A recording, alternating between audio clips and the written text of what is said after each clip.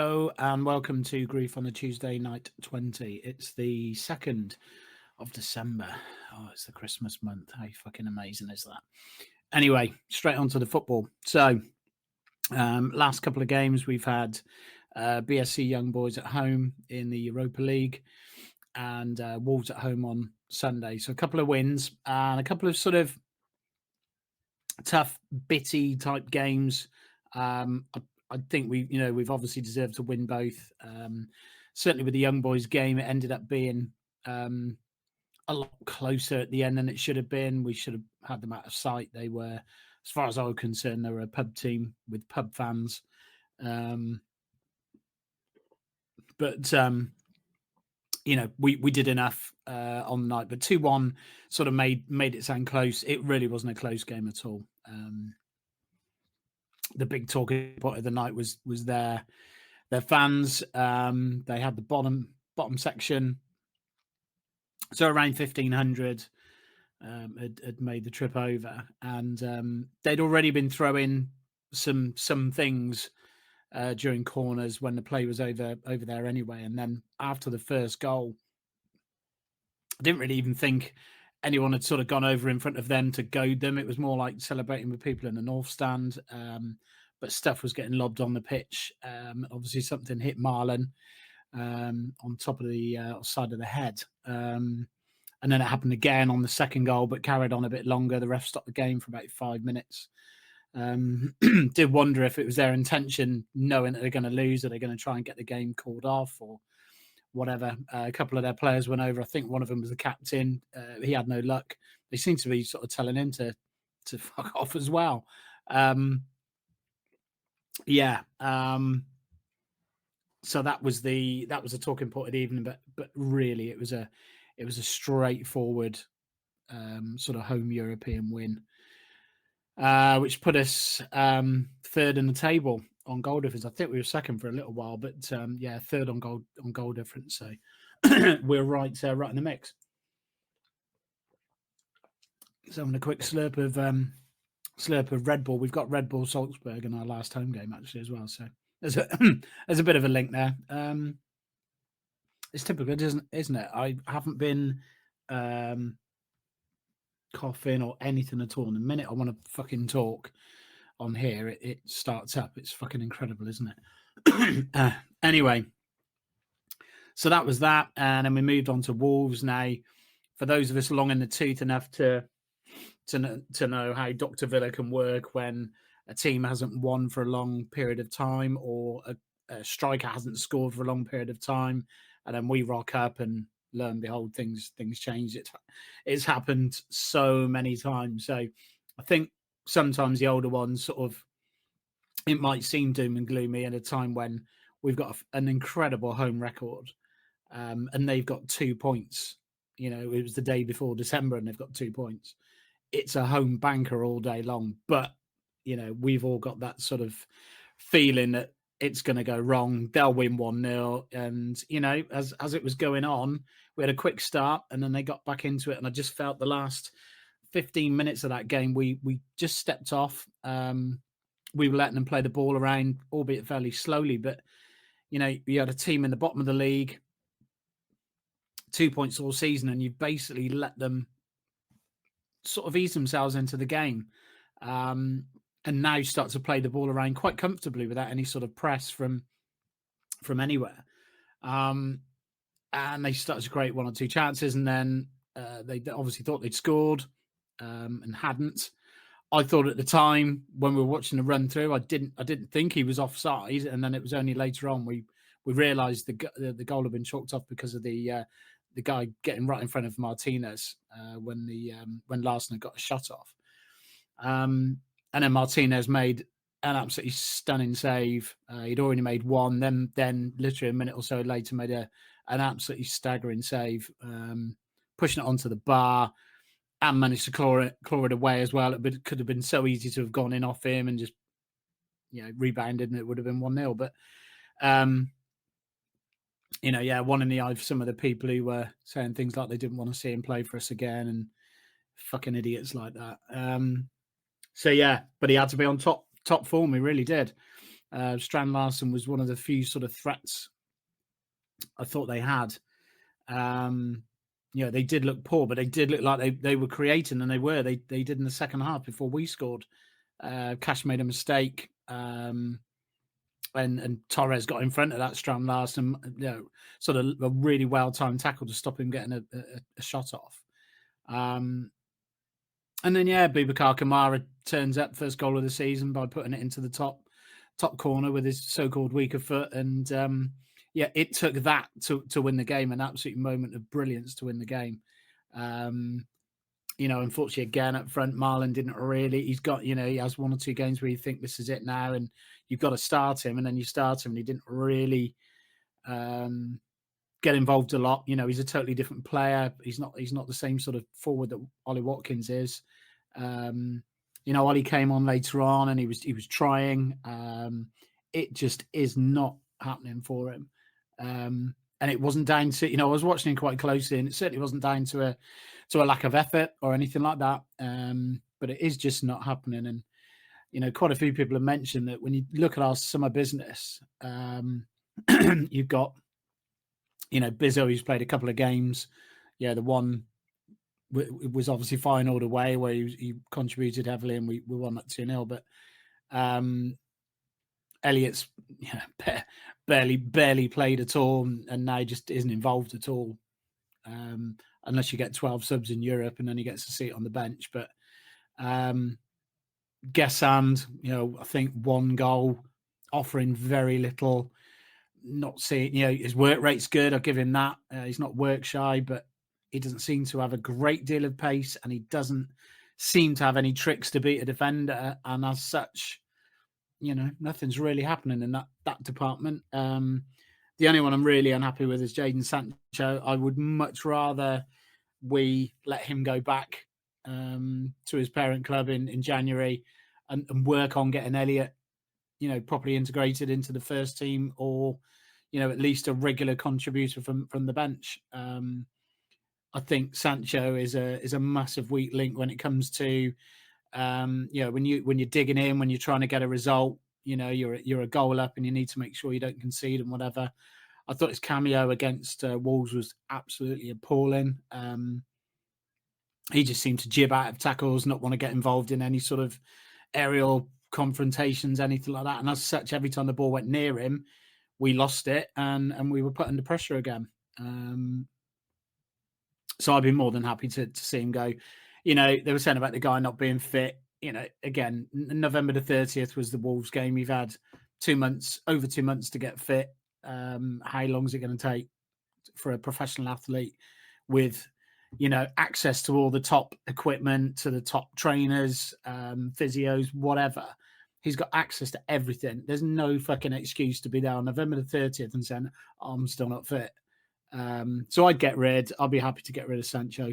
Quite frankly, I wouldn't miss him in the slightest. But I think we can still get something out of Guessand. We can definitely get something out of Elliott, but it really is looking like, for reasons unknown just at the moment, that that's not going to happen. Which is a shame. He looked a decent little player at Liverpool, and you could see why he wasn't going to get regular game time there, because of the, certainly the one player in his sort of position that was in front of him. But so anyway, that was another 3 points. It moved us temporarily into third, but finished up in fourth. So again, because of that summer business and looking at the contributions we've had from the players, whether they've been allowed to contribute or not, it's been virtually nothing. And yet we're sat in fourth. We're sat in third in the Europa League.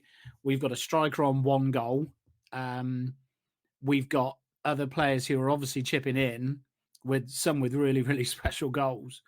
I watched the guys, Dan and John and Matt Kendrick on that Villa podcast, which I really, really like. And they're right, when they talk about how sustainable is it, well, it sort of isn't. But we've kept this going now after an awful start. First 4 or 5 games, which we were looking in quite a bit of trouble at the time. It's incredible when you think that we haven't got a striker who scored like 10 goals or something along those lines. even sort of 7 or 8 goals, something like that. You know, literally 1 goal from our main striker, our main source of goals.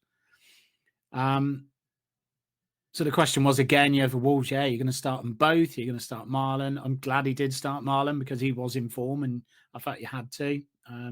Ollie definitely looked like he had a point to prove when he came on, but it just isn't happening at the moment for him. I mean, you know, you get that impression that you know, the ground, Villa Park, is just willing him to get a goal. Absolutely. They're right behind the guy. I just hope he can he can start, you know, putting things together and getting on a run of goals, because it's going to help us massively if he does. And you know, his overall play helps the team. He stretches defenders, makes runs in the channels. We've just got to get some goals out of him. But you know, the service has got to be good too. You know, I've watched some of the warm ups where they get I think they stick that young lad Proctor in goal, and they sort of build up a move from wide and put it into the middle, whether it's a deep cross or a low sort of fizzed in ball or whatever else. And you know, he looks bang on it there. The ball's in the back of the net, and I'm sure it does in training as well. But so yeah, a couple of tough games coming up now. It's a tough week. Brighton away next. They're 5th, so obviously again having a decent season. Again, they sell players, but they recruit really, really well. Managerial wise, again, I don't really know too much about the manager, but they've clearly gone about things in a very astute way, and they find themselves 5th in the league, and it's not by luck, not by accident. And it's going to be a tough game, real tough game. One of those where I don't know, would the majority of us take a draw right now? I'm not sure. You know, if we can play better, if our overall form can be better, then there's nothing stopping us getting a win. But if we sort of carry on in the vein we have been, it's a little bit in patches and not flowing all the time. You know, I think a draw would be a good result. And then Arsenal, you know, God, yeah, Arsenal on Saturday. You know, they've been beaten pretty much all and sundry, apart from Chelsea on Sunday. They've had a lot of good results in Europe. Beat Bayern, beat some decent teams, and by scoring quite a lot of goals as well. Obviously, Eze looks like he's been a pretty wondrous signing for him. And yeah, they look in pretty menacing form. I'm not a massive fan of them or Arteta, to be quite honest with you, but I remember the year that we went with Gerrard, and we'd obviously had a bad start, and they beat us 2-1. I don't think Emmy had a great night that night, if I remember rightly. But yeah, I remember as the coaches were going, all the Arsenal fans were stood there fucking laughing and pointing and saying going down. Of course, in the end, we were to get retribution with that 2-0 win at Highbury that ended up costing them the Premier League title. But this is going to be tough. I would, without question, take a draw from the Arsenal home game. I know we've beaten them in the past. We've got a reasonable record home and away against them. But I think with Eze, they just seem to have found that missing piece that they've been looking for, that maybe they were looking at Ollie Watkins and maybe thinking he was going to be that player for them that Eze is now. It's going to be really difficult. We're going to have to be right on it. And of course, it depends what happens at Brighton. You know, players can get sent off, players can get injured. I think, unlike previous seasons so far, we've been a bit better off with injuries. Of course, we've had them, but you know, we've got Tyrone Mings out at the moment. But then, you know, Ross Barkley came on against Wolves, then got himself injured. From what I could see, I thought it was his knee, but I might be wrong. But he seemed to just put his foot down awkwardly, or his hand definitely sort of went to his knee area, and then it was almost like he couldn't put his foot on the floor anymore. You knew he was going to have to come straight back off. So I dare say he'll be out for a while. But we need to be clever. You know, we need to be clever in January. Personally, as I say, I'd let Sancho go. And we just need a couple of signings very much in last year's mould, like Asensio and Rashford, that type of thing. That's what we really need to do to try and bolster the squad as best we can under these restrictions. You know, it just goes to show, like, you know, Emery's just he's a miracle worker, isn't he? Really. You think of the managers that, you know, dotted around the league, you know, Sean Dyches and whatever else, and you know, we could have got someone, and we could have been bobbing around in 12th or whatever with the squad we've got, and a manager not on the same level as Emery, and we'd probably be doing okay, and thinking that was all right. And when you think that he took over from Gerrard, got us into Europe, got 7th, and what he's done since, you know, 3 European seasons on the bounce, and we've got to a stage where we're quite good at getting good results after the Thursday night games as well. We've got a pretty decent record now with that. You know, me being glass half full, I'm always thinking, like, what's going to happen when he goes? What's going to happen when he leaves? I just hope it's a long, long way away. And I just hope somehow we get a transfer window, probably not in January. And January is a shit transfer window anyway, but I just hope he gets a transfer window where he gets a chance to go out and buy a couple of decent, sort of higher quality players. I mean, of course, it's no guarantee. You look at teams like Liverpool who've spent an absolute fortune and are struggling. Spurs, absolutely loads on players who really aren't performing for him. Crowd already on the back, typical Spurs fashion, straight onto the players, booing them and whatever else. So there's no guarantees out there, of course, but you know, you'd like to think Emery being the final judge of character on a player coming in. This is what I don't get with Elliott, because everyone says about Emery gets the final say. Up until he left, obviously it was Monchi who was doing all the sort of finding the wheelings and dealings and whatever, but he was the one who had the final say. And surely if he felt Elliott wasn't going to be part of a squad, he wasn't going to be involved, and he didn't want him, he would have said no.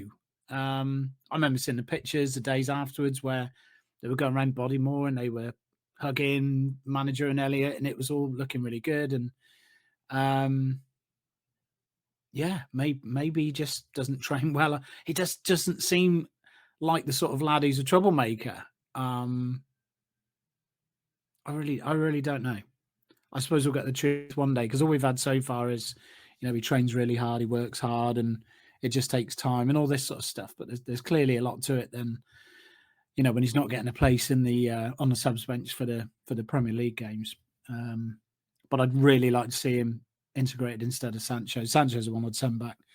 I'm not impressed at all. I think he, I might be talking on my ass, of course, but I think he sees us as a bit of a, you know, he's played for Chelsea, Man United, Dortmund, and he's clearly not willing to put his body on the line for us. That's for sure. He's not willing to get stuck into challenges to win a ball. You know, Sunday was far from the first time. He's done that over several games, where he's jibbed at. Leeds was one. The European game before the Maccabi Tel Aviv game, that was the one. Jibbed out of a challenge, and then they had a shot at goal which went for a corner. You know, he's put us in some difficult situations by not being willing to battle and scrap for a ball. And so far, we've got away with it. What I can't understand is why, you know, the players look at film, the manager looks at film over and over again with coaches, that they can't see that, and that the players wouldn't be furious with him when they're out there busting a gut. People like John McGinn, Concert, all of it, you know, getting stuck in and challenging and battling, and then one half-assed effort from him, and all of a sudden it could be points dropped, or, you know, maybe out of a cup or something like that. You know, it could be something really important just from that. And so far it hasn't happened, but if it carries on, it absolutely will. I'm just surprised players haven't sort of got onto him about that. But yeah, I thought that little cameo of his against Wolves would be enough for most people to say I'd be quite happy to let him go back in January if that's part of the loan deal, that we can do that. I'll be happy to see him go. So So yeah, tough week coming up. Would 2 draws be okay? You know, Brighton away, Arsenal at home. Yeah, if you're really greedy, like 4 points either way round, absolutely, I'd take that.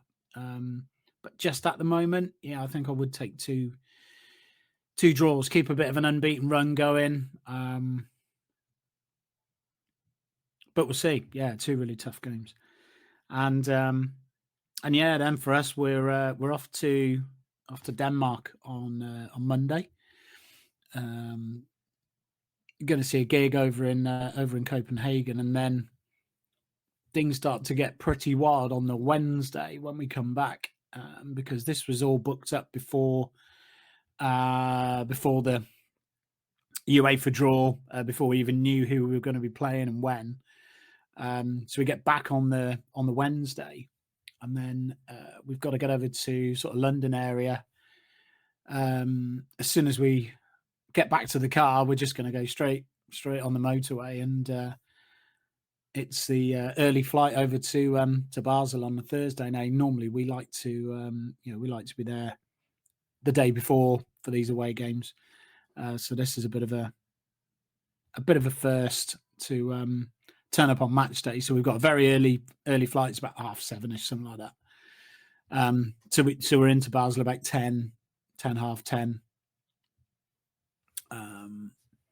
Hopefully, we haven't done this sort of EES thing for European travellers on short journeys and whatever else, where it's some biometrics thing and it's a fingerprint and eye scan or something like that. So I'm hoping that, because we're going to do that when we go to Denmark. I know they said that they, I think once you've done it, you don't have to do it again. They keep your details for 3 years. So I hope it will be the case that once we turn up at Basel, it will be, there'll be queues for obviously people doing it for the first time, but there'll be queues for people who've already done it. So they've already got the details on the system. Because Basel's the one we need to sort of hurry through really, and sort of crack on and get to our hotel and drop the bags off, and then go and sort of either find everyone else or head towards the ground or whatever. But we'll see. But yeah, I'm hoping that's the case. But who knows? We've had a couple of really long, nearly hour-long ventures through customs recently. Germany was a long one, and the last one into Holland was a long one as well. But looking forward to it. It's going to be a mad week. It's going to be really busy. But look, it's good. You know, you only live once. The alternative is you'll be doing nothing at home.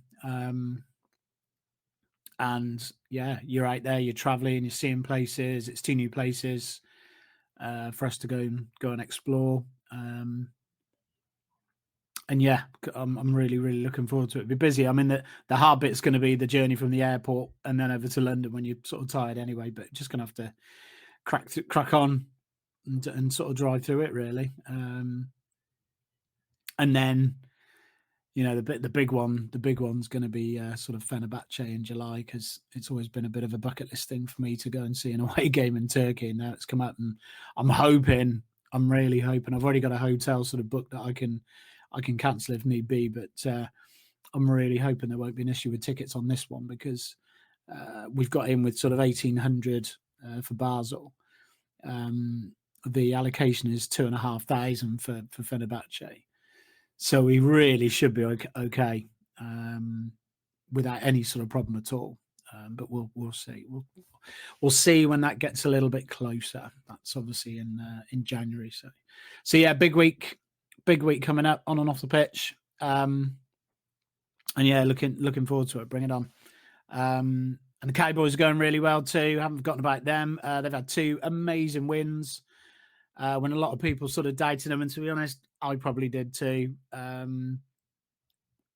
To beat Philly and then to beat the Chiefs as well. I couldn't see him doing both. I could see him doing one. And when they beat Philly, I thought, yeah, the Chiefs are going to rock up and win, aren't they? At Texas Stadium and Thanksgiving and all of that. And fair play. They're putting it in and they're getting results. They got the Lions next, so it's another tough one. But, you know, even if they don't win that, they've got a series of fixtures they can. I still don't think they're going to have enough to do it. And with that sort of extra number on their record for the tied game as well. But at least they're making a fist of it. I'll give them that. You know, because at one point it really looked sort of comical yet again. It'd be another season where they were absolutely nowhere near the playoffs and certainly weren't going to trouble anyone. I do think they'd, you know, if they get to the playoffs and they're playing in a wild card game, they're going to give anyone a scare, because defensively they've got better. You know, there's still problems there, obviously, but they are better. And offensively, they've got so many weapons and they can score points. So, you know, they're going to give anyone a game. But yeah, so Lions next for them. You know, a tough one, but they're not unbeatable. They've got a sort of average-ish record for them, not as good as maybe previous seasons. So, you know, we'll see how that goes. But yeah, big week for Villa. Two tough games before they obviously play Basel on the Thursday. So yeah, and then a sort of mad week for us. Be like 3 countries in a 24-hour sort of split in the middle of the week. So it's going to be mad, but looking forward to it. Bring it on. Anyway, take care, everybody. Speak soon. See ya. Bye.